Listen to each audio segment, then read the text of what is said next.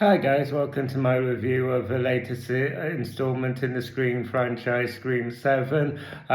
This will be a spoiler-free review. I will be doing a spoiler-filled review later when this movie has been out a bit longer because, there's certainly specifics that I'll be itching to get into, which they're kind of like expected, but so it's going to be a little difficult to review this film effectively. Was kind of like avoiding all of those spoilers, but I'll do my best. So yeah, I mean, so Scream is basically my most, if not the most. My favorite horror franchise. Part of the reason for that is because I feel like out of all the horror franchises out there, Scream has been the most consistent in terms of quality. It seems that all the other horror franchises that I love, like Halloween, Friday the 13th, Nightmare on Elm Street, Child's Play, all of that. They all have their highs, but they all have their lows as well. And sure, like Scream has that, but it seems like even the lows aren't as low as some of the lows in other franchises. I feel like even like when this franchise has been at its worst, it's still been okay. So yeah, I mean, normally I go into a Scream film like quietly confident just because of that track record that it's had. However, this was an installment that I had gone into with quite a bit of apprehension about, and that was like for a number of reasons. So obviously we've this movie has had, as I'm sure you guys know, has had quite a troubled production. We basically had Radio Silence, who had directed the previous two Scream films, who were originally up to direct this. They wanted to take a break and do Abigail before doing this movie. The studio didn't want that, so they pushed ahead. With John Landon, who'd done Freaky. I thought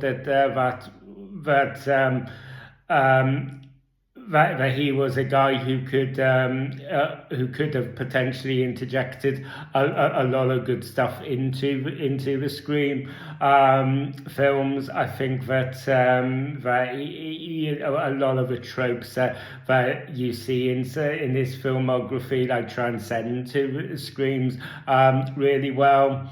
And then basically we had the whole PR nightmare with Melissa Barrera getting fired in really controversial style. We had that led to a big public backlash where people were boycotting this movie, feeling that Melissa Barrera being sacked was really unfair, which is something I completely understand.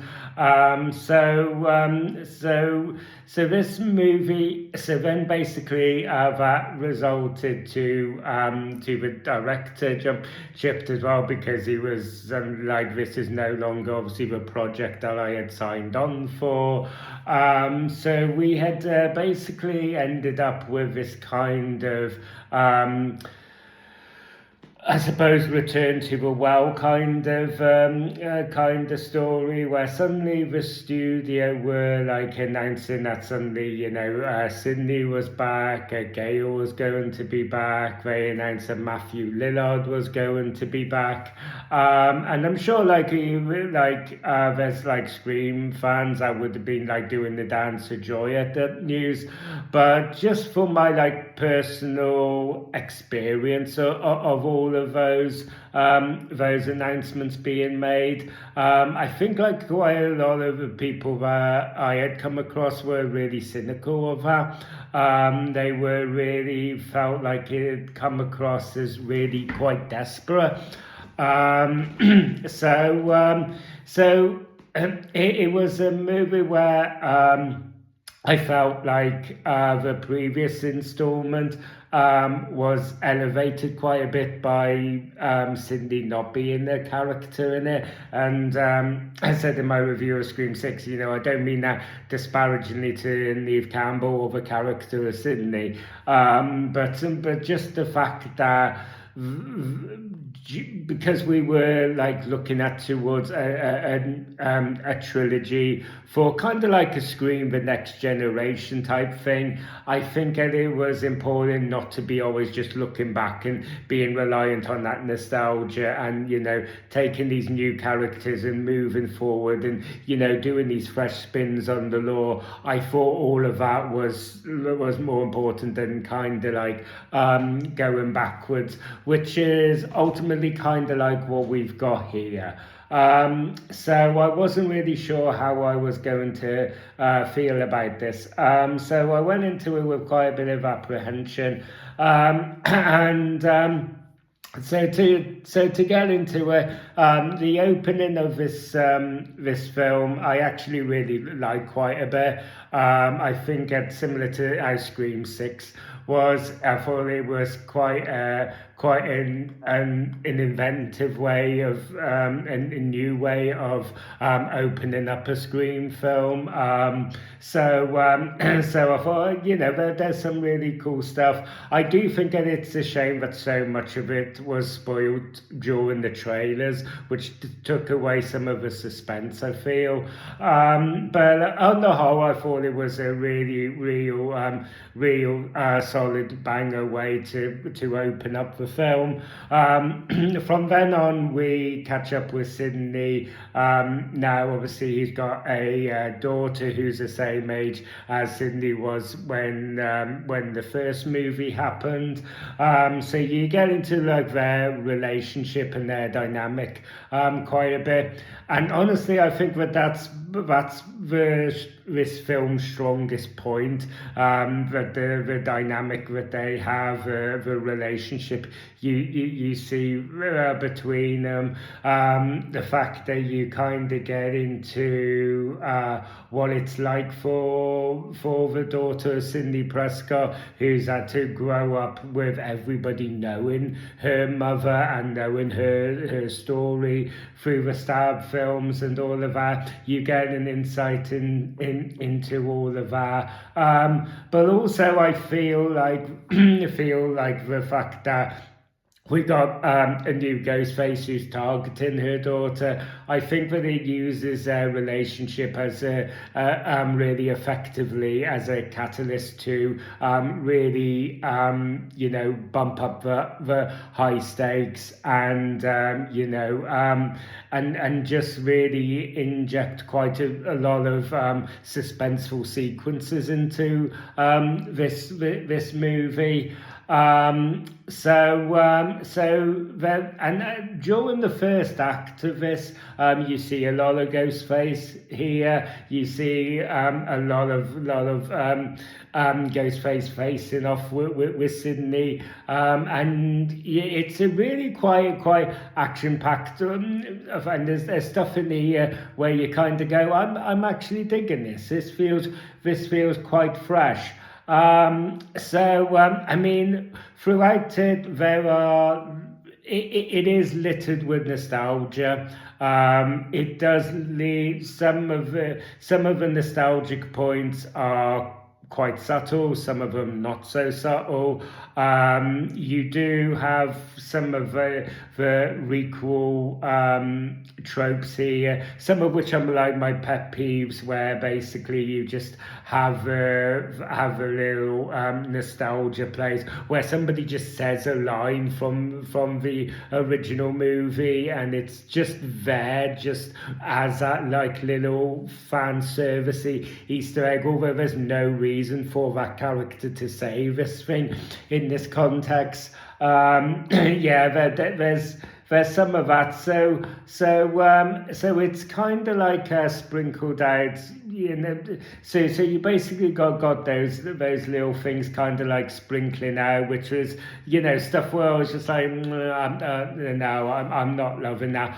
But overall, guys, I was having a real good time with this movie. It has some really nice ideas. There's ideas here, playing around with the formula of Scream films. You know, there is some of this meta commentary where it's talking about AI and stuff like that. Obviously, AI is kind of like quite a prominent thing in sci-fi and horror now. So it seems fitting that it's kind of like in here. So you have all of that stuff. The way that Matthew Lillard is utilised in this, he appears more than I was expecting him to be honest with you. He's utilised in a way that I feel like is not going to please a lot of fans. For me personally, I was kind of like okay with the way that they had utilised him, but ultimately, I feel like where this movie really lost me was during its final 15 minutes.